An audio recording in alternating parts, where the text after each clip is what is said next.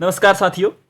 आज की ये वीडियो उत्तराखंड से ही संबंधित है, जिसमें मैं एक बेहतर नोट मेकिंग, जिस प्रकार से मैंने अपने नोट्स बनाए हैं और उन्हें एक बेहतर तरीके से आप तक प्रस्तुत करते हुए उत्तराखंड को मैं आपको रिवाइज कराने का प्रयास करूंगा। इस वीडियो को आप जितनी सराहना देंगे, मतलब जितना अधिक सपोर्ट देंगे, उसी अनुसार मैं आगे को भी उत्तराखंड से संबंधित ऐसे ही वीडियोज़ बनाते रहूँगा। आज की वीडियो में उत्तराखंड के जो इतिहास वाला भाग है, जो सबसे टफ होता है समझने के लिए, क्योंकि कोई क्रोनोलॉजी नहीं दी है, उसमें सिंपल ही समझना पड़ रहा है, तो मैंने उसे एक चरणबद्ध रूप से सेट करने का प्रयास किया है और इसी प्रकार से अन्य चीज़ें भी मैं आपको आगे से लाते रहूँगा। ठीक है, तो अभी इसी को शुरू करते हैं। वही, आप अच्छी लगी वीडियो तो लाइक करिए और कमेंट भी करिए कि आपको मतलब कैसा लगता है पढ़ाना, या फिर ऐसे मैंने खुद से जो हस्तलिखित नोट्स बनाए हैं उनसे पढ़ना कैसा लगता है। ठीक है, तो आइए शुरू करते हैं। आज के बहुत ही अच्छे नोट्स हैं, क्योंकि जो किताबी लैंग्वेज है उसको मैंने एक चरणवार रूप से शामिल किया है। ऐसे में आपको एक तो याद भी हो जाता है जल्दी, और जो चीज़ें जहाँ पर है वहीं पर सेट भी हो जाती है। आप यही नोट भी करिए, अगर पहले से पढ़ा है तो रिवाइज के लिए आप इस वीडियो को ले सकते हैं। ठीक है, तो सबसे पहले जो पहला भाग है वो आद्य ऐतिहासिक चरण में ही है, उससे ही संबंधित चीज़ें इसमें शामिल करी गई हैं। इतिहास की बात की जाए तो इतिहास की शुरुआत प्राग ऐतिहासिक काल से होती है, फिर उसके बाद आद्य ऐतिहासिक काल आता है, फिर ऐतिहासिक काल आता है। उसमें भी 3 चरण विभाजित हैं, एक प्राचीन इतिहास, फिर मध्यकालीन इतिहास, फिर आधुनिक इतिहास को शामिल किया जाता है। इतिहास के सबसे पहले प्राग ऐतिहासिक चरण में ही यहाँ जो हमें अवशेष या फिर पुरावशेष मिलते हैं, जहाँ हमें मानव के होने के जो प्रमाण मिलते हैं, उनसे संबंधित चीज़ें यहाँ पर इसमें शामिल करी गई हैं। तो इन्हें समझते हुए सबसे पहले कुछ जो हमारे ऐसे स्थान हैं जहाँ से हमें अन्य चीज़ें प्राप्त हुई हैं, जैसे हम उत्तराखंड की बात करें तो सबसे पहले हमें यहाँ एक जो लाखू गुफा है, लाखू गुफा, मैंने वही चीज़ें शामिल करी हैं जो जिनसे एग्जाम में क्वेश्चन बनता है। अतिरिक्त फालतू चीज़ें कुछ नहीं है, तो आप इतना ही याद करेंगे तो आपके क्वेश्चन बन जाएंगे। ठीक है, लाखू गुफा की बात की जाए तो सबसे पहले इसकी खोज कब हुई? 1968 में। कब हुई? 1968 में, इतना याद करिए। और ये है कहाँ? अल्मोड़ा में है। 2 चीज़ें याद करी, लाखू गुफा 1968 में खोज और स्थान अल्मोड़ा में है। ठीक है, दूसरा आता है ग्वारख्या गुफा। ये गुफाएं आपको याद जरूर से करनी है, क्योंकि ये एक जो मैं करा रहा हूं उतना तो करना ही करना है। ठीक है, दूसरी है ग्वारख्या गुफा है। ग्वारख्या गुफा में आपको याद करना है कि यह कहाँ स्थित है। चमोली में स्थित है, और नदी भी याद कर सकते हैं आप इसमें, नदी है अलकनंदा। कभी पूछ ले कि ग्वारख्या गुफा कहाँ स्थित है, तो चमोली में है, और किस नदी के किनारे है, तो वो अलकनंदा नदी के तट पर स्थित है। तीसरा महत्वपूर्ण स्थल है वो है किमनी गांव। किमनी गांव की बात की जाए तो ये भी चमोली में ही है। किमनी गांव चमोली में ही स्थित है, और यहाँ खास बात यह है कि जो यहाँ के चित्र हैं वो हल्के सफ़ेद रंग के हमें मिले थे। हल्के सफ़ेद रंग के चित्र यहाँ से पाए जाते हैं। तो एग्जाम में यही क्वेश्चन कि सफ़ेद रंग के चित्रों की प्राप्ति, या फिर वो स्थल जहाँ से चित्रों का जो हल्का सफ़ेद कलर मिलता है वो कहाँ से है? किमनी गाँव से ही हमें प्राप्त होता है। चमोली एंड सफ़ेद चित्र। एक अन्य महत्वपूर्ण स्थल जो यहाँ महत्व का है वो है मलारी गांव। मलारी गांव भी, इसकी लोकेशन की बात की जाए तो वो चमोली में ही है। ठीक है, चमोली याद किया। इसमें जो हमें पुरावशेष मिले थे उनमें कुछ महत्वपूर्ण चीज़ें शामिल है, जैसे हमें यहाँ से नर कंकाल मिला है, यानी समाधान के जो प्रकार मिलते हैं कि मनुष्य को किस प्रकार से उसे सवदाह किया जाता था, उसका वो प्रमाण मिले हैं मलारी गाँव से। यहाँ से हमें कुछ मिट्टी के बर्तन भी मिले हैं। तो समाधान वाला एक महत्वपूर्ण है, कहाँ से? मलारी गांव से। और एक 5.2 किलो का सोने का मुखावरण भी मिला है, यानी एक सोने का मुखावरण मिला है, कहाँ से? मलारी गांव से। अब वेट उसका याद करना चाहो तो करो, नहीं तो सोने का मुखावरण ही याद कर सकते हो। मलारी गांव चमोली से। अन्य स्थल की बात की जाए तो एक है लुएथाप। लुएथाप कहते हैं हम जिसे। इसमें भी आपको याद करना है कहाँ का है? अल्मोड़ा का है। खास बात यह है कि इसमें जो शिकार करता हुआ मनुष्य है उसे चित्रित किया गया है। शिकार करते हुए मनुष्य को चित्रित किया गया है, प्लस हाथों में हाथ डालकर जो नृत्य किया जाता है उसे भी इसमें दर्शाया गया है। तो लुएथा, अल्मोड़ा, देन शिकार और हाथों में हाथ डालकर नृत्य करने के चित्र यहाँ से हमें मिलते हैं। अन्य स्थल की बात की जाए तो वो है उत्तरकाशी में स्थित हमारा हुडली गांव। उत्तरकाशी में हुडली, यहाँ से हमें नीले प्रकार के चित्र मिले हैं। नीले कलर के जो चित्र हैं वो मिलते हैं हमें हुडली से। अन्य स्थल है पेटसाल, यहाँ अल्मोड़ा में स्थित है, और कत्थई रंग के चित्र मिलते हैं। आप सोच रहे होंगे बस ये 13 ही स्थल हैं जो आपको याद करने हैं, बाकी अन्य कुछ याद नहीं करना है। 13 स्थल, अब इतना तो हमें खुद से याद करना ही पड़ेगा। पेटसाल अल्मोड़ा में है, और कत्थई रंग के चित्र यहाँ से मिलते हैं। अन्य स्थल है फलसीमा। ये अल्मोड़ा में स्थित है और योग व नृत्य मुद्रा के चित्र यहाँ से मिलते हैं। फल सीमा से क्या, योग व नृत्य मुद्रा के चित्र। और अंतिम स्थल है हमारा, वो है बनकोट, जो है पिथौरागढ़ में। और खास बात यह है कि यहाँ से हमें एक मानवाकृति मिली है, जो 8 ताम्र मानवाकृतियाँ मिली हैं। ताम्र की जो मानव आकृतियाँ मिली हैं वो बनकोट से मिली हैं और 8 मिली हैं। क्विक रिवीजन करने का प्रयास करें तो यहीं पर आप इसे याद करने का प्रयास करिए। सबसे पहले लाखू गुफा, खोज 1900 अल्मोड़ा में। ग्वारख्या गुफा चमोली में, अलकनंदा नदी के तट पर। किमनी गांव चमोली में, सफ़ेद रंग के चित्र। मलारी गांव चमोली में, यहाँ से सवाधान के टीले, नरकंकाल मिले हैं, मिट्टी के बर्तन मिले हैं और 5.2 किलो का एक सोने का मुखावरण मिला है। लुएथाप अल्मोड़ा में। खास बात, यहाँ के जो चित्र हैं वो शिकार करते हुए प्रदर्शित किए गए हैं, प्लस हाथों में हाथ डालकर जो नृत्य करने के चित्र हैं वो भी लुएथाप अल्मोड़ा से मिलते हैं। अन्य हुडली उत्तरकाशी में, नीले चित्र। पेटसाल अल्मोड़ा में, कत्थई रंग। फलसीमा अल्मोड़ा में, योग व नृत्य मुद्रा चित्र। बंदकोट पिथौरागढ़ में 8 ताम्र मानवाकृतियाँ यहाँ से मिलती हैं। ये हैं प्राग ऐतिहासिक काल के हमारे जो भी महत्वपूर्ण स्थल हैं जहाँ से हमें पुरावशेष मिले। अब हम ऐतिहासिक काल में आते हैं, यानी जहाँ से हमें लिखित प्रमाण मिलने शुरू हुए। तो उत्तराखंड की बात की जाए, अभी हमने उत्तराखंड के संबंधित ही चीज़ें यहाँ शामिल करी हैं। उत्तराखंड की बात की जाए तो उत्तराखंड का जो प्रथम उल्लेख है वो हमें ऋग्वेद, जो सबसे प्राचीन वेद है, उसमें इसका प्रमाण मिलता है और इसमें उसे देवभूमि या फिर मनीषियों की भूमि कुछ ऐसा ही कहा गया है। ठीक है, तो उत्तराखंड का प्रथम प्रमाण ऋग्वेद में। एक ऐत्रेय ब्राह्मण है, ये ब्राह्मण ऋग्वेद का ही, ऋग्वेद क्योंकि हमें पता है किसी भी वेद के 4 भाग होते हैं ना, उसमें से एक होता है ब्राह्मण। तो ऐत्रेय ब्राह्मण है जो, उसमें उत्तराखंड के लिए जो शब्द मिलता है वो है उत्तर कुरु। ये ध्यान रखिए आप, उत्तराखंड के लिए उत्तर कुरु शब्द मिलता है। कहाँ मिलता है? ऐत्रेय ब्राह्मण। 3 चीज़ें, उत्तराखंड, उत्तर कुरु, कहाँ? ऐत्रेय ब्राह्मण। और उत्तराखंड का जो सर्वाधिक उल्लेख मिलता है वो स्कंद पुराण में मिलता है। हमें पता है स्कंद पुराण में 5 जो हिमालयी खंड है उनका जिक्र है, उसमें से 2 उत्तराखंड से संबंधित है। एक केदारखंड जो गढ़वाल क्षेत्र को प्रदर्शित करता है और एक मानस खंड जो कुमाऊं क्षेत्र का प्रतिनिधित्व करता है। तो हमें स्कंद पुराण के 2 खंड याद करने हैं, केदारखंड गढ़वाल वाला, मानस खंड कुमाऊं वाला। ठीक है, अब पुराण है उसमें उत्तराखंड के लिए कुछ अन्य नाम भी मिलते हैं, जैसे उत्तर का खंड है, उत्तरखंड हो गया, ब्रह्मपुर हो गया और खसदेश हो गया। ये 3 नाम भी उत्तराखंड के लिए आते हैं पुराणों में। क्या क्या? ब्रह्मपुर, उत्तराखंड और खसदेश।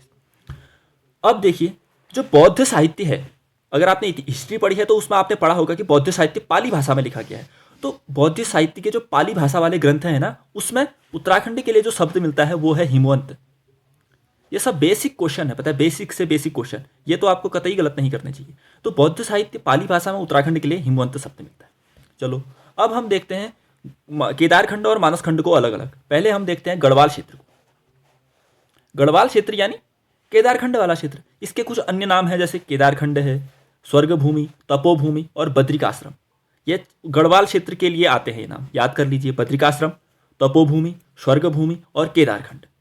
अब कुछ गुफाएं हमें यहाँ, जो बद्रीनाथ मंदिर है कहाँ है? चमोली में है, अलकनंदा नदी के तट पर है। तो वहाँ उसके आसपास हमें कुछ गुफाएं मिलती हैं। ये सभी गुफाएं, अब बद्रीनाथ चमोली में है तो ये सभी गुफाएं भी हमें चमोली में ही मिलेंगी। क्या क्या? गणेश गुफा, नारद गुफा, मुचकुंद गुफा, व्यास गुफा और स्कंद गुफा। ये सभी याद कर, गणेश और व्यास को साथ में कनेक्ट कर लीजिए। ये वो लिखा था ना इन्होंने, जो वेद लिखे थे, तो ये कहाँ है? बद्रीनाथ में है। नारद अब इन्हीं के साथ जुड़ जाएंगे, गणेश जी के साथ नारद। मुचकुंद और स्कंद, ये सब, स्कंद और मुचकुंद कुछ सिमिलर से सुनने में लग रहे हैं, तो ये सभी चमोली में है। क्या क्या? गणेश और व्यास, फिर नारद को जोड़िए, फिर मुचकुंद और स्कंद को जोड़िए, ये है चमोली में। अभी याद करना ही इन्हें, बात के लिए नहीं छोड़ना है, बाद में एक ही रिवीजन में आपको सारा याद होना चाहिए। अन्य जो स्थल है वो है वशिष्ठ कुंड, वशिष्ठ गुफा और वशिष्ठ आश्रम। ये कहाँ है? टिहरी में एक विसोन नामक पर्वत है। टिहरी में एक विसोन नामक पर्वत है, वहाँ है वशिष्ठ कुंड, वशिष्ठ गुफा और वशिष्ठ आश्रम। इतना भी याद हो। अगला है भगवान राम का एक रघुनाथ मंदिर है। भगवान राम का एक रघुनाथ मंदिर है, ये कहाँ है? देवप्रयाग टिहरी में है।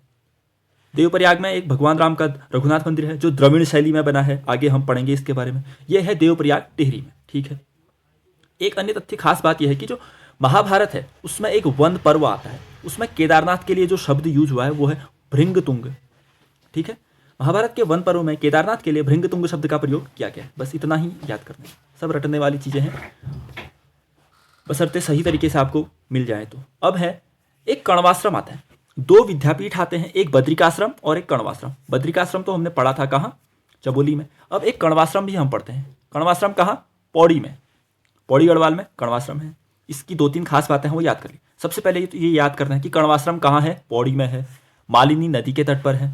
और जो चक्रवर्ती सम्राट भरत है वो और कालिदास, ये दोनों इसी स्थल से जुड़े हुए हैं कैसे ना कैसे, ठीक है। जैसे कालिदास ने यहाँ अभियान शाकुंतलम की रचना करी थी, भरत का तो यहाँ जन्म ही हुआ था। तो कण्वाश्रम पौड़ी में, मालिनी नदी के तट पर, भरत और कालिदास से जुड़ा स्थल। और वर्तमान नाम जो इसका है वो है चौका घाट। वर्तमान नाम चौका घाट, याद हो गया, अच्छी बात है। अब आगे देखें, एक महत्वपूर्ण तथ्य जो छुपा हुआ क्वेश्चन में कह रहा था ना, ये है बौद्ध मत का सर्वाधिक प्रचार प्रसार किसने किया, तो खसू द्वारा किया गया। ये याद रखना है आपको, कैसे, इतना ही याद कर।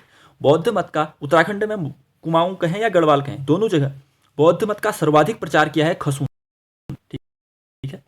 अब गढ़वाल क्षेत्र पढ़ा, अब हम पढ़ते हैं कुमाऊं क्षेत्र के बारे में। कुमाऊं को मैंने कहा इसके मानस खंड कहते हैं, ठीक है। तो कुमाऊं क्षेत्र का नाम कुमाऊं कैसे पड़ा, तो इसका नाम कुमाऊं पड़ा चंपावत का जो क्रांतेश्वर पर्वत है उसके नाम पर इसे कुमाऊं कहते हैं। चंपावत के क्रांतेश्वर पर्वत के आधार पर इसे, क्रांतेश्वर पर्वत के नाम पर इसे कुमाऊं क्षेत्र कहा जाता है, ठीक है। और सर्वाधिक उल्लेख कहाँ है, स्कंद पुराण में है। हमने कहा स्कंद पुराण में ही केदारखंड और मानसखंड दोनों की जानकारी दी गई है। तो सर्वाधिक उल्लेख स्कंद पुराण में। अब यहाँ कुछ मंदिर हैं जो एक विशेष वंश को डिनोट करते हैं। जैसे हम बताएं, यहाँ एक है जाखन देवी मंदिर। जाखन देवी मंदिर अल्मोड़ा में है और यह यक्षियों के निवास की पुष्टि करता है। ये जरूर से याद करते हैं आपको। यक्षियों के निवास की पुष्टि कहाँ से होती है, जो जाखन देवी मंदिर है अल्मोड़ा में उससे होती है। शकुओं के निवास की पुष्टि कहाँ से होती है, जो कटारमल सूर्य मंदिर है अल्मोड़ा में उससे होती है। यक्षों के निवास की जाखन देवी मंदिर अल्मोड़ा से, शकुओं के निवास की कटारमल सूर्य मंदिर अल्मोड़ा से। और नागों के निवास की पुष्टि कैसे होती है, बहुत सारे जो नाग मंदिर हैं कुमाऊं में, बहुत सारे नाग मंदिर हैं। जैसे बेरी नाग हो गया पिथौरागढ़ में, धौली नाग, वासुकी नाग, काली नाग, खरहरी नाग, पिंगल नाग, ये सभी नागों के निवास की पुष्टि करते हैं। नागवंश भी था ना एक यहाँ, ठीक है, इतना भी याद हो। यक्षों के निवास की पुष्टि जाखन देवी मंदिर, शकुओं के निवास की पुष्टि कटारमल सूर्य मंदिर, नागवंश की पुष्टि नाग मंदिर है जो उनसे। चलो अब हम देखते हैं प्रमुख लेख। यहाँ से बहुत ही महत्वपूर्ण लेख भी मिले हैं। जो राजवंश रहे उनके जो सम्राट थे उन्होंने यहाँ कई लेख भी खुदवाए। उनमें से सबसे प्रमुख लेख है कालसी लेख। कालसी लेख जरूर से याद करना है आपको। इतने बेहतर तरीके से मैंने आपको ये प्रोवाइड कराए हैं, कोई माथापच्ची नहीं करनी है। किताब में तो फिर डिसकंटिन्यूटी बहुत आ गई है ना, तो आप इसे आप प्रेफर कर सकते हैं। जिसने पहले से पढ़ा है रिवाइज करिए, जिसने नहीं पढ़ा है नोट डाउन करिए।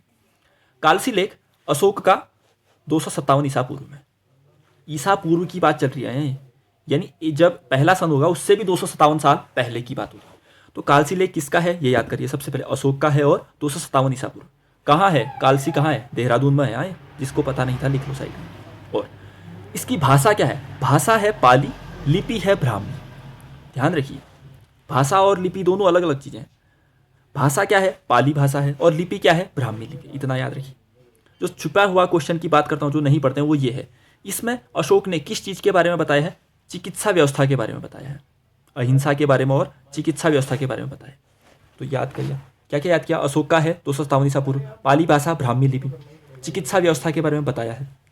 इस लेख में निवासियों को क्या कहा गया है, पुलिंद कहा गया है, और इस क्षेत्र को क्या कहा गया है, अपरांत कहा गया है। बस इतना ही याद करना है। निवासियों के लिए पुलिंद वर्ड है और क्षेत्र को कहा गया है अपरांत।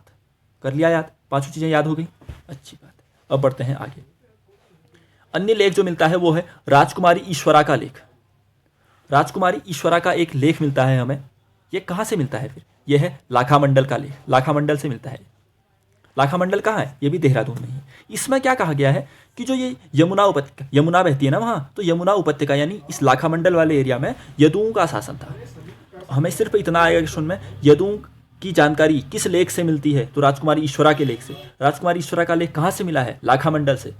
और नहीं ऐसे ही क्वेश्चन, बस 3 ही बिंदु याद, राजकुमारी ईश्वरा का लेख, लाखामंडल से और यदुओं का शासन। हो गया है। आगे पढ़ें। अब कुछ महत्वपूर्ण लेख हैं जो उनके आर्किटेक्चर के हिसाब से बांटे गए हैं। कुछ हैं मूर्ति पीठिका लेख, मूर्तियों की पीठ पर लिखे गए हैं जो वो लेख। तो कहाँ कहाँ से मिले हैं, ये मिले हैं एक देवलगढ़ से, एक कुलसारी से। जिनको ये स्थल कहाँ है पता नहीं है, साइड में लिख लो, कहीं ना कहीं काम आएगा। देवलगढ़ है पौड़ी में, कुलसारी है चमोली में, लिख लिया। तो मूर्ति पीठिका लेख मिले हैं देवलगढ़ और कुलसारी से। फिर अन्य है त्रिशूल लेख। त्रिशूल यानी उसकी आकृति आर्किटेक्चर के हिसाब से हम देख रहे हैं। त्रिशूल लेख में दो जगह से मिले, एक गोपेश्वर से और एक बाड़ाहाट से। तो गोपेश्वर कहाँ है? चमोली में है। बाड़ाहाट कहाँ है? उत्तरकाशी में है। बाड़ाहाट में जो राजा गुह का अभिलेख मिलता है ना, आगे पढ़ेंगे हम इसे। तो त्रिशूल लेख गोपेश्वर और बाड़ाहाट से। फिर अन्य ईंट पर उत्कीर्णित लेख। ईंटों पर जो उत्कीर्ण किए गए लेख हैं वो हैं एक तो नैनीताल से और एक बाड़वाला से। बाड़वाला कहाँ है? देहरादून में है। ईंट पर उत्कीर्ण लेख कहाँ से मिले हैं? नैनीताल से और बाड़वाला से। चलो इतना भी हो गया, याद करने हैं हाँ ये, क्योंकि यही छुपे हुए क्वेश्चन है। केवल कालसी अभिलेख याद करके हर एग्जाम में तो वो नहीं पूछेगा ना, कहीं तो ये भी फिर जब याद नहीं किया जाएगा तो आप कहेंगे कठिन था, याद होगा तो सरल था। ठीक है, चलो ईंट पर उत्कीर्ण लेख नैनीताल और बाड़वाला से। अन्य लेखों की बात की जाए तो जो कुषाणकालीन मुद्राएं हैं, हमें पता है उत्तराखंड में कुषाण वंश का भी शासन रहा कुछ समय तक, कनिष्क के काल में। तो उनके लेख कहाँ से मिले हैं? उनके लेख मिले हैं मुनि की रेती से, जो ऋषिकेश, देहरादून या टिहरी वाले इलाके में, और शुमाड़ी से जो पौड़ी में है। तो कुषाणकालीन मुद्राएं मिली हैं मुनि की रेती और शुमाड़ी से। और एक मोरध्वज स्तूप है। सबसे पहले तो मोरध्वज किसका नाम है? कोटद्वार का नाम है। जो पौड़ी गढ़वाल में कोटद्वार है ना, उसे ही मोरध्वज कहते हैं। तो मोरध्वज से किस सदी का लेख मिला है, ये बनेगा क्वेश्चन। या फिर तीसरी सदी का लेख कहाँ से मिला है? वो तो मोरध्वज से। तो तीसरी सदी का लेख मिला है यहाँ से, मोरध्वज से। ठीक है, इतना भी याद किया। अब जो गोपेश्वर का त्रिशूल लेख था उससे संबंधित कुछ महत्वपूर्ण बातें यहाँ पर मैंने शामिल करी हैं। सबसे पहले देखिए, सबसे पहले गोपेश्वर में त्रिशूल लेख किसने खुदवाया? वो 6वीं से 7वीं सदी के आसपास जो गणपति नाग था, नागवंशों में गणपति नाग था, उसके द्वारा खुदवाया गया। इसमें 4 नाग राजाओं का उल्लेख भी किया गया, असुनाग, विभुनाग, स्कंदनाग और गणपति नाग। ये मैंने इसमें शामिल नहीं किया है, बाद में जब स्पेसिफिकली इस चैप्टर को पढ़ेंगे फिर बताऊंगा मैं। ठीक है, तो गोपेश्वर त्रिशूल लेख 6वीं 7वीं सदी में गणपति नाग द्वारा लिखा गया। फिर 12वीं सदी में जो अशोक चल्ल था नेपाल का राजा, उसने आक्रमण किया और इसका नाम भी इस लेख में लिखवाया गया है। तो 6वीं 7वीं सदी में गणपति नाग द्वारा, 12वीं सदी में अशोक चल्ल द्वारा। कौन सा? गोपेश्वर का त्रिशूल लेख। ठीक है, अब देखते हैं जो कार्तिकेयपुर वंश, अब उत्तराखंड का जो प्रथम ऐतिहासिक राजवंश कहा जाता है कार्तिकेयपुर राजवंश, उसके लेख कहाँ कहाँ से मिले। इसमें क्वेश्चन ऐसे बनेगा, 4 जगह से मिले हैं तो ऑप्शन में देंगे, और कहाँ से नहीं मिला है या फिर कहाँ कहाँ से मिले हैं, ऐसे क्वेश्चन बने। तो ये चारों स्थल आपको याद रखने हैं। यहाँ से कार्तिकेयपुर राजाओं के लेख मिले हैं। ये हैं पांडुकेश्वर, कंडारा, चंपावत और बैजनाथ। इन 4 जगह से। अब इसमें भी राजाओं को स्पेसिफिकली डिवाइड किया, जैसे बैजनाथ बागेश्वर से भूदेव का मिला है, पांडुकेश्वर से ललित सूरदेव का मिला है। अब ये तो बाद में पढ़ेंगे, पहले इन 4 स्थलों को ही याद करें। कार्तिकेयपुर राजाओं के लेख मिले हैं 4 जगह से, पांडुकेश्वर, कंडारा, चंपावत एंड देन बैजनाथ। ठीक है, चलो अब देखते हैं ऐतिहासिक कालक्रम। सबसे पहले इसमें हम देखेंगे कुणिंद वंश जो प्रथम राजनीतिक शक्ति थी, फिर कार्तिकेयपुर राजवंश जो प्रथम ऐतिहासिक शक्ति थी, देन कत्यूरी शासक यहाँ पर तक आज शामिल किया गया है। फिर चंदवंश, परमार वंश जो पंवार वंश था, या फिर आधुनिक भारत, ये सब बाद में अगली वीडियोज़ में मैं लाने का प्रयास करूंगा। ठीक है, तो ऐतिहासिक कालक्रम को देखें। ऐतिहासिक कालक्रम में उत्तराखंड में सबसे पहले उल्लेख आता है कुणिंद राजवंश। ये उत्तराखंड में पहली राजनीतिक शक्ति थी जिसने एक मजबूत तरीके से उत्तराखंड में शासन स्थापित किया। कुणिंद राजवंश की बात की जाए, ये प्रथम राजनीतिक शक्ति है और किसके अधीन थी? मौर्यों के अधीन थे, क्योंकि हमने देखा है 2 से 3 ईस्वी पूर्व इसका शासन था। तो उस दौरान कौन थे भारत में? मौर्य ही थे। तो मौर्यों के ही अधीन ये थे। और इसमें सबसे शक्तिशाली शासक जो था वो था अमोघ भूति।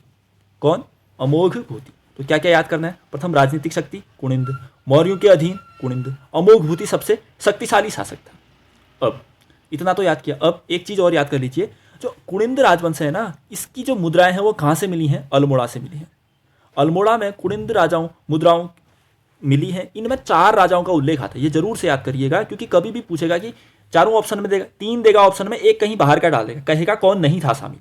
तो इसलिए ये 4 भी आपको याद करना। जो इन नोट्स में मैंने शामिल किया है ये आपको जरूर से करने हैं। अगर ईमानदारी पूर्वक करोगे, मैं जितनी भी क्लासेस लाऊंगा तो उत्तराखंड में आप बहुत ही इंप्रूव कर पाओगे, मतलब मेरे लिहाज से। ठीक है, तो देखिए अल्मोड़ा में कुणिंद मुद्राओं पर 4 राजाओं के नाम मिलते हैं। एक है आसेक, एक है गोमित्र, एक है शिवदत्त और एक है हरदत्त।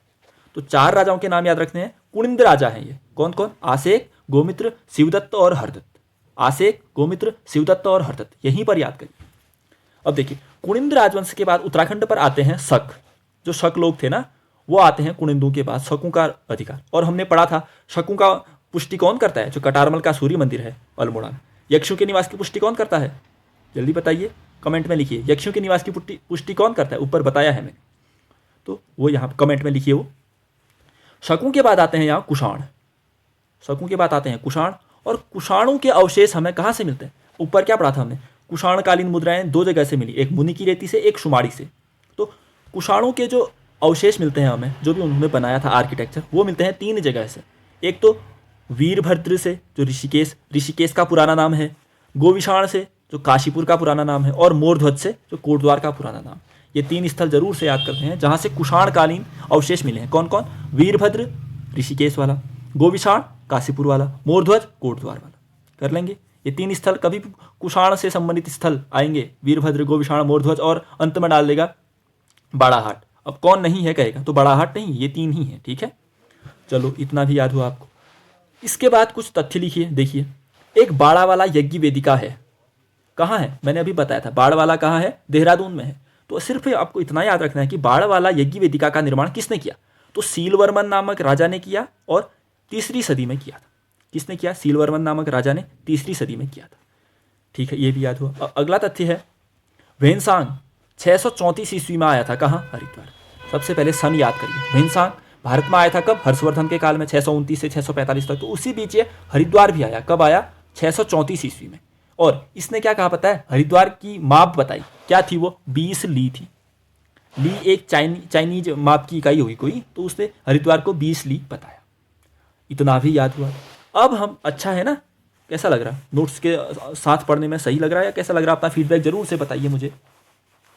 ठीक है, और कमेंट और लाइक करते रहिए, शेयर भी करिए, अन्य लोगों को भी जोड़ने का प्रयास करिए। ठीक है, अब देखते हैं हम, और जितना याद किया है वो अभी याद करना है। इसके बाद केवल एक बार वीडियो को। तो अब हम पढ़ने वाले हैं ब्रह्मपुर का पौरव वंश। ऊपर की सारी चीजें हमने याद करी, अब हम पढ़ेंगे ब्रह्मपुर के पौरव वंश के बारे में। तो सबसे पहले तो यही याद रखना है कि पौरव वंश कहाँ का है? तो यह है ब्रह्मपुर का। पौरव वंश कहाँ का? ब्रह्मपुर। ये ब्रह्मपुर हरिद्वार वाला इलाका है, वहाँ का है। सबसे पहले इसके कुछ शासकों के नाम याद कर लीजिए, ताकि आप गैस कर सको कि कभी आए कि पौरव वंश से कौन से शासक थे। तो ये वर्मन वाले हैं ना, जो जैसे विष्णुवर्मन हो गया प्रथम, वृषवर्मन हो गया, अग्निवर्मन हो गया, ये सभी पौरव वंश के राजा थे। ठीक है, कौन कौन? विष्णुवर्मन प्रथम, वृषवर्मन और अग्निवर्मन। खास बात यह है कि जब ब्रह्मपुर का शासन था ना, ब्रह्मपुर में पौरव वंश का शासन था ना, इसी काल में उत्तराखंड पर कुछ बाह्य आक्रमण भी हुए। यह आपको याद रखना है किसने किया। एक तो किया चौहान नरेश, जो विग्रह राज है। ये विग्रह राज नाम जरूर से याद करिए, एग्जाम में बनेगा कि किस चौहान नरेश ने उत्तराखंड पर आक्रमण किया? किसने? विग्रह राज ने। और तोमर राजाओं ने आक्रमण किए। ये छिपे हुए क्वेश्चन जो मैं कह रहा हूं ना, जिस पर हम ध्यान नहीं देते हैं, वो यही है। विग्रह राज याद करिए और तोमर राजाओं द्वारा याद करिए। तो ब्रह्मपुर का पौरव वंश था, इसके शासकों के नाम हमने देखे। इस काल में उत्तराखंड पर बाह्य आक्रमण हुए, जैसे चौहान नरेश विग्रह राज ने किया, तोमर राजाओं ने किए। ठीक है, चलो इतना भी हुआ। अब हम देखते हैं उत्तराखंड के सबसे महत्वपूर्ण ऐतिहासिक राजवंश जिसे हम कहते हैं, सबसे महत्वपूर्ण शासन इसी के काल में। इसी के काल में हम जो उत्तराखंड का स्वर्ण काल कहते हैं, वो भी कार्तिकेयपुर राजवंश के काल को ही कहा जाता है। तो इसे समझना भी, और इतने अच्छे तरीके से मैंने प्रस्तुत किया है ना इन्हें, आपको तीनों परिवार आसानी से याद हो जाएंगे, पता है।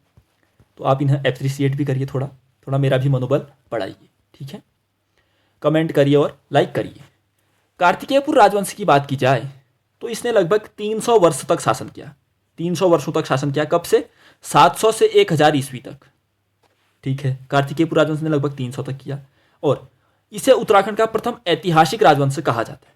प्रथम राजनीतिक शक्ति तो कुणिंद थे, लेकिन प्रथम ऐतिहासिक राजवंश कहा जाता है कार्तिकेयपुर राजवंश को। ठीक है, इतना भी हुआ। सबसे पहले हम इसकी राजधानी देखते हैं, तो वो थी जोशीमठ में। चमोली के जोशीमठ में इनकी राजधानी थी, लेकिन बाद में इन्होंने राजधानी स्थानांतरित कर दी। कहाँ? बैद्यनाथ कार्तिकेयपुर नामक एक स्थान में। पहले थी जोशीमठ में, उसके बाद बनाई जो बैद्यनाथ कार्तिकेयपुर वाला इलाका है वहाँ।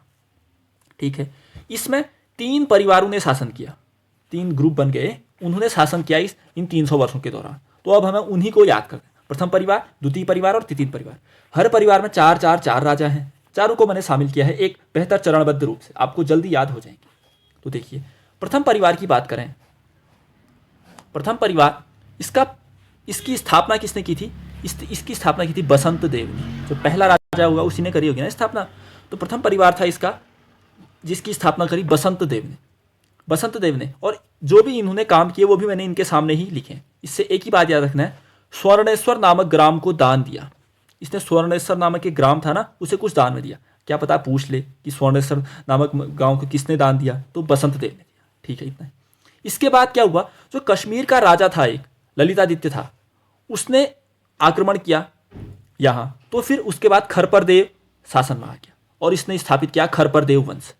इसी कार्तिकेयपुर वंश के अंदर चल रहे हैं हम, बसंत देव, उसके बाद खरपरदेव। खास बात यह है कि कश्मीरी राजा ललितादित्य का आक्रमण हुआ था इसके काल में। फिर खरपरदेव का पुत्र आया कल्याणराज। इसके कोई खास बात नहीं थी, जो भी किताब में इसके लिए जो परीक्षावाणी से मैंने नोट्स बनाए हैं अभी, उसमें इसके बारे में ज़्यादा महत्वपूर्ण कुछ दिया नहीं था। तो कल्याणराज तीसरा राजा। फिर अंतिम राजा था प्रथम परिवार का, वो था त्रिभुवन राज। इस प्रथम परिवार को खरपरदेव वंश भी कहते हैं। तो इसका अंतिम, प्रथम तो था बसंत देव, अंतिम था त्रिभुवन राज था अंतिम। त्रिभुवन राज की खास बात यह है कि एक तो यह अंतिम शासक था और किरातों से संधि करी थी इसने। यह है छुपा हुआ क्वेश्चन, किरातों से संधि किसने की। तो देखिए रिवाइज करते हैं। प्रथम परिवार खरपरदेव वंश में बसंत देव, जिसने स्वर्णेश्वर नामक ग्राम दान दिया।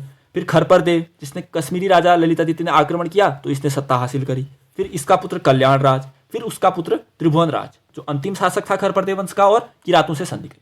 प्रथम परिवार याद हुआ, बसंत देव, खरपरदेव, कल्याण राज और त्रिभुवन राज। ऐसे ही तीनों परिवार में आपको याद कराऊंगा। अब आते हैं द्वितीय परिवार के साथ। द्वितीय परिवार को कहते हैं हम निम्बर वंश। हुआ क्या, जो बंगाल के पाल लोग थे उन्होंने आक्रमण कर दिया। तो उन्होंने आक्रमण किया तो फिर सत्ता आ गई निम्बर के पास। इसने स्थापित किया निम्बर वंश। तो पहले वंश के बाद दूसरा वंश क्या है, निम्बर वंश है। खास बात क्या है इसकी, इसने पालों से संधि कर दी। वहां से पाल जिन्होंने आक्रमण किया था, पालों से संधि कर दी, तो इसने सत्ता हासिल कर ली। एक तो इसकी खास बात है, इसने पालों से संधि की, छिपा हुआ क्वेश्चन ये है। और जागेश्वर में जो विमान होते हैं, विमान मतलब जो मंदिर के ऊपर ऐसे गोल सा बना रहता है ना, ऐसे मंदिर है ये, इसके ऊपर में गोल सा बना है जो, उसे कहते हैं विमान। तो जागेश्वर में विमानों का निर्माण किसने किया, निम्बर ने किया। इतना भी है। पहला निम्बर वंश द्वितीय परिवार, उसका पहला शासक था निम्बर। पालू से संधि की इसने और जागेश्वर में विमानों का निर्माण किया। फिर आता है निम्बर का ही पुत्र ईष्टगण। इसमें भी 4 शासक हैं ईष्टगण। इसकी खास बात यह है, इसने जागेश्वर में जो नौ दुर्गा महिषासुर मर्दिनी मंदिर है, लकुलीश मंदिर है, नटराज मंदिर है, इन सब का निर्माण किया ईष्टगण। क्या था, निम्बर का पुत्र ईष्टगण। उसने क्या क्या किया, जागेश्वर में कुछ मंदिर बनाए। कौन कौन से, नौ दुर्गा महिषासुर मर्दिनी हो गया, लकुलीश हो गया और नटराज मंदिर हो गए। चलो, अब ईष्टगण का पुत्र फिर आता है ललित सूरदेव। ललित सूरदेव, इसका ताम्रपत्र कौन सा है पता है, पांडुकेश्वर ताम्रपत्र। कभी पूछ ले कि पांडुकेश्वर ताम्रपत्र किसका है, तो ललित सूरदेव का है। ठीक है, तो पांडुकेश्वर ताम्रपत्र में इसे बराह के अवतार के समान बताया गया। यानी कलिक जो पंख धरती है उस पर एक बराह अवतार के समान बताया गया है इसे। तो निम्बर, ईष्टगण, देन ललित सूरदेव, पांडुकेश्वर ताम्रपत्र में से बराह अवतार के समान बताया गया। फिर अंतिम था जो, वो था ललित सूरदेव का पुत्र भूदेव, चौथा शासक निम्बर वंश का। ये निम्बर वंश का अंतिम शासक था, याद करिएगा। और ये बौद्ध धर्म का विरोधी था। पूछेगा बौद्ध धर्म का विरोधी कौन सा शासक था, तो भूदेव था। और इसने बैजनाथ मंदिर, जो बागेश्वर में बैजनाथ मंदिर है ना, उसका निर्माण किया भूदेव ने। हुए याद, दूसरा वंश भी हुआ याद। क्या क्या थे, निम्बर, दूसरा कौन था ईष्टगण, तीसरा कौन था ललित सूरदेव, चौथा कौन है भूदेव। पहले के कौन थे, पहले वंश के बसंत देव। फिर बसंत देव के बाद बताइए, बसंत देव पहला था। उसके बाद चारों जो शासक थे, खरपरदेव वंश की, फिर कल्याण राज, फिर त्रिभुवन राज, ये 4 प्रथम के। फिर द्वितीय के निम्बर, ईष्टगण और ललित सूरदेव और भूदेव। भूदेव के बारे में पता, निम्बर वंश का अंतिम शासक था, बौद्ध धर्म का विरोधी था और बैजनाथ मंदिर का निर्माण किया इसने। इतना भी याद हुआ। अब हम आते हैं तीसरे परिवार की ओर। तो इसका तीसरा परिवार है, उसे हम कहते हैं सलोड़ादित्य वंश। तृतीय परिवार है सलोड़ादित्य वंश। सबसे पहले इसकी स्थापना किसने की, इच्छरदेव ने की। चलो बस इतना ही याद करना है। अब इसके चारों राजा याद करना है, इसमें कुछ खास काम इनके याद नहीं करने हमने। दूसरा था उसके बाद देसठ देव, तीसरा था पद्मदेव, अंतिम था सुभिक्ष राजदेव। याद कर रहे हो, इच्छरदेव संस्थापक, फिर देसठ देव, फिर पद्मदेव, फिर सुभिक्ष राजदेव जो अंतिम था। तो तृतीय परिवार सलोड़ादित्य वंश याद हो गया हमें, इच्छरदेव, देसठदेव, पद्मदेव, सुभिक्ष। पहला वंश खरपरदेव वंश, दूसरा निम्बर वंश, तीसरा सलोड़ादित्य वंश। तीनों परिवार हमें याद हो गए, 4 राजा याद हो गए। ठीक है, अब हम कुछ कार्तिकेयपुर राजाओं के बारे में जान लेते हैं। कार्तिकेयपुर राजवंश था तो इसके राजा जो उपाधि रखते थे अपने पास, वो था गिरिराज चक्र चूड़ामणि। एग्जाम में क्वेश्चन बनेगा, कार्तिकेयपुर राजाओं की उपाधि क्या थी, तो क्या थी? गिरिराज चक्र चूड़ामणि। या फिर पूछेगा गिरिराज चक्र चूड़ामणि किसकी उपाधि थी? तो कार्तिकेयपुर राजाओं की थी। याद हो गया। और जो कार्तिकेयपुर शासन था ना 700 से 1000 ईस्वी तक 300 वर्षों तक, तो इसी दौरान शंकराचार्य जी भी आए थे। शंकराचार्य जी भी उत्तराखंड में कब आए? कार्तिकेयपुर राजाओं के काल में। और इसी कार्तिकेयपुर वंश के काल में ही उन्होंने अपना शरीर भी त्यागा था। और कहाँ त्यागा था? केदारनाथ में त्यागा था। कब त्यागा था? 820 में त्यागा था। और उस दौरान शासक कौन था? इष्टगण। इतने महत्वपूर्ण क्वेश्चन है ना कि शंकराचार्य जी ने शरीर त्याग किस राजा के काल में किया? तो इष्टगण के काल में। इष्टगण कौन सा था? जो निम्बर वंश है, निम्बर का पुत्र इष्टगण, उसी के काल में 820 में शंकराचार्य जी ने शरीर त्यागा केदारनाथ में। याद हुआ इतना? अच्छी बात है। अच्छा लग रहा होगा मुझे जहाँ तक है नोट्स के साथ आपको पढ़ते हुए, तो आप इसे जरूर से सहयोग अप्रिशिएट करिए। अगर आपका फीडबैक सही रहेगा तो मैं आगे से भी ऐसे ही उत्तराखंड की वीडियोस लाते रहूँगा। ठीक है, चलो ये हमारा हुआ कार्तिकेयपुर वंश समाप्त। अब इसके बाद आता है कत्यूरी वंश। कत्यूरी वंश, ठीक है। कार्तिकेयपुर और कत्यूरी अलग है। कार्तिकेयपुर राजवंश तो एक प्रथम ऐतिहासिक राजवंश जिसमें 3 परिवार। फिर आता है कार्तिकेयपुर शासक। कार्तिकेयपुर राजाओं के बारे में आता है। तो कार्तिकेयपुर शासकों की बात की जाए तो इसमें एक आसंतिदेव राजवंश था। कत्यूरी शासकों में एक आसंतिदेव राजवंश था जिसकी स्थापना की आसंतिदेव ने। ठीक है, कत्यूरी राजाओं में आसंतिदेव वंश जिसकी स्थापना आसंतिदेव ने करी। इसकी पहली राजधानी तो थी जोशीमठ में, वही चमोली वाली, लेकिन बाद में इसने राजधानी अपनी कर दी रणचूला कोट में। पहली राजधानी थी जोशीमठ में, बाद में इसने राजधानी कर दी रणचूला कोट में। और ये रणचूला कोट कहाँ पड़ता है? ये बागेश्वर में पड़ता है। ठीक है, रणचूला कोट, इतना भी याद हुआ। अब हमें इसका अंतिम शासक याद कर लेते हैं। कत्यूरी शासक था ना जो, जिसमें आसंतिदेव वंश हमने पढ़ा, इसका अंतिम शासक था ब्रह्मदेव, जिसे वीरमदेव भी कहते हैं। ब्रह्मदेव या वीरमदेव कहते हैं। अत्याचारी शासक था बलिए। जब 1398 में तैमूरलंग ने आक्रमण किया था तो उसने इसे हरा दिया था। ठीक है, इतना ही याद कर। आसंतिदेव वंश का पहला आसंतिदेव, अंतिम ब्रह्मदेव। चलो इतना भी याद हुआ। अब देखिए जो कत्यूरी काल था, इसी दौरान कुछ आक्रमण भी हुए। 1191 में अशोक चल्ल ने किया, पढ़ा था हमने वहाँ। कहाँ? जब हमने गोपेश्वर का त्रिशूल लेख पढ़ा। पहला गणपति नाग 6वीं 7वीं सदी में, फिर 12वीं सदी में अशोक चल्ल।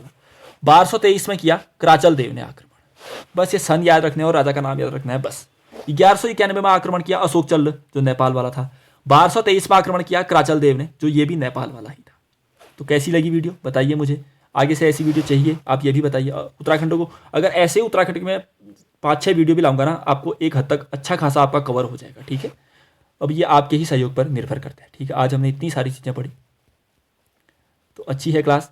आज के लिए इतना ही करते हैं। अब मिलते हैं अगली क्लास में। कुछ हिंदी की वीडियोज आनी है, जितना मुझे समय मिलता है उसके अनुसार मैं आप तक जुड़ते रहूँगा। ठीक है, तो आज के लिए इतना ही रखते हैं। मिलते हैं अगली क्लास में, तब तक के लिए धन्यवाद। नमस्कार।